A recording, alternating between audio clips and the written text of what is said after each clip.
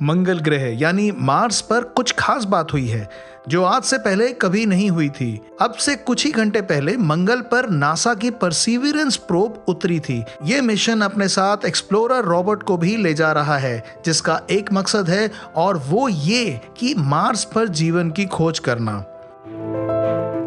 ये explorer robot आज तक का नासा का अंतरिक्ष में भेजा गया सबसे सोफिस्टिकेटेड रोबोट है।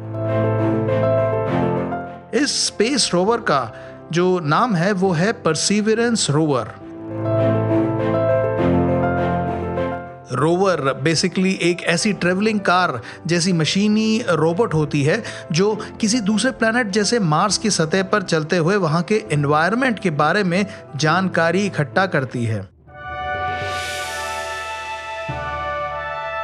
ये नासा का स्पेस मिशन धरती से जुलाई 2020 को उड़ा था और फिर ये मंगल ग्रह की तरफ अपनी 48 करोड़ किलोमीटर की लंबी यात्रा करते हुए 18 फरवरी 2021 को मार्स पर पहुंचा। इसी कारण से अमेरिका की स्पेस एजेंसी नासा के लिए 18 फरवरी का दिन बेहद ऐतिहासिक है। नासा का ये परसीवियरेंस रोवर मंगल की सबसे खतरनाक सतह जजीरो क्रेटर पर लैंड करेगा। माना जाता है कि इस सतह पर कभी पानी और शायद जीवन हुआ करता था। आइए आपको बताता हूं कि इस परसीवियरेंस रोवर में खास बात क्या है। इस रोवर में 25 कैमरे लगे हुए हैं, 2 माइक, एक ड्रिल और लेजर लाइट्स लगी होंगी। नासा ने रोवर के साथ इंजेन्युटी नाम का एक छोटा हेलीकॉप्टर भी मंगल ग्रह पर उतारने का फैसला किया है। रोवर इस हेलीकॉप्टर को मंगल की सतह पर छोड़ देगा और फिर ये हेलीकॉप्टर जो है वो अपने आप ही मार्स के एटमॉस्फेयर में उड़ने का प्रयास करेगा। ये हेलीकॉप्टर मंगल ग्रह की सतह से लगभग 10 फीट ऊपर ऊंचाई पर उड़ता हुआ आगे बढ़ता जाएगा। दरअसल नासा का ये मार्स मिशन इसलिए भी बेहद इंपॉर्टेंट है क्योंकि आने वाले समय में इंसान मार्स पर एक दिन कॉलोनी बनाने का सपना देख रहा है। इसलिए इस स्पेस मिशन से जो जानकारियां मंगल ग्रह के बारे में हमें मिलेंगी वो सच में बहुत महत्वपूर्ण होंगी। एक एक्सपेरिमेंट जो परसीवियरेंस रोवर मार्स पर करेगा वो होगा मंगल ग्रह पर पहुंचकर वहां ऑक्सीजन बनाने का तरीका खोजना। इसके साथ वहां पर पानी खोजना, मार्स की सतह पर लैंड करने के बेहतर तरीके ढूंढना और मार्स के पत्थरों के नमूने खोजना इस मिशन में शामिल हैं। इस मार्स रोवर पर एक ड्रिल भी मौजूद होगी जो मार्स के सरफेस से पत्थरों के नमूनों को निकालकर सील्ड ट्यूब्स में डाल देगी।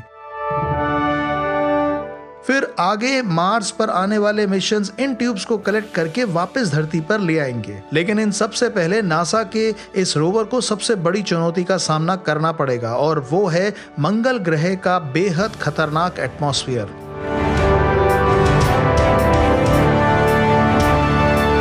लगभग 7 मिनट के अपने मार्स सरफेस पर उतरने के इस समय में रोवर को बेहद ज्यादा गर्मी और रिस्क का सामना करना पड़ा है। ये जो सफ़र है जब वो अपने रॉकेट से नीचे मार्स की सतह पर गिर रहा होगा, ये एक इतना खतरनाक सफ़र इसलिए है क्योंकि जो स्पेसशिप परसीवियरेंस रोवर को मार्स के एटमॉस्फेयर में लेकर जा रही है उसकी स्पीड मार्शियन ऑर्बिट में आते आते लगभग 19,500 किलोमीटर पर आवर की हो जाएगी। जब परसीवियरेंस रोवर अपनी स्पेसशिप से अलग होकर मार्स की सरफेस की तरफ गिर रहा था तो इन्हीं 7 मिनटों में उसे अपनी स्पीड को किसी तरह 0 पर लेकर आना था।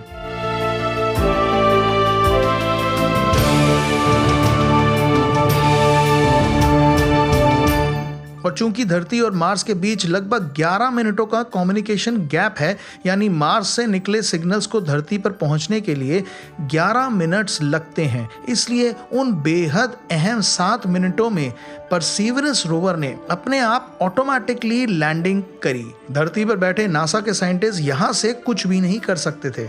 अपनी स्पेसशिप से परसीवियरेंस 21.5 मीटर बड़े पैराशूट के साथ 11 किलोमीटर ऊपर से मार्शियन सतह की तरफ गिरना शुरू हुआ। नीचे उतरते समय परसीवियरेंस पर लगे कैमरा उसी समय रियल टाइम में मंगल ग्रह की तस्वीरें ले रहे थे और साथ साथ अपने आप अपनी ट्रेजेक्ट्री को भी सेट कर रहे थे। परसीवरेंस लगभग 7 मिनट बाद एक क्रेटर में जाकर गिरा, जिसमें ऐसा माना जाता है कि आज से 3.5 बिलियन साल पहले एक बड़ी लेक मौजूद थी।